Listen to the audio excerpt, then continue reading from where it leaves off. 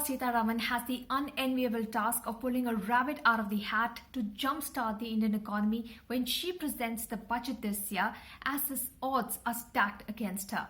GDP growth is expected to slow down to 5% this year, the slowest in 11 years. Investments are growing at just 1%, the slowest in 17 years. And for the first time in 2 decades, direct tax collections are also expected to fall. Will there be a cut in income tax rates? When the government announced a cut in corporate tax rates to 22% for existing companies and 15% for new companies, there were calls for income tax rate cuts to give a demand-side push to growth.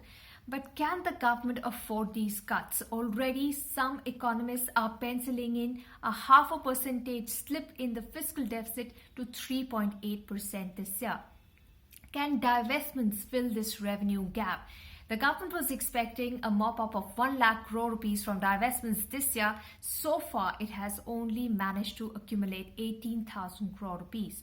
With its back against the wall, does this mean that the government will cut back on welfare spending?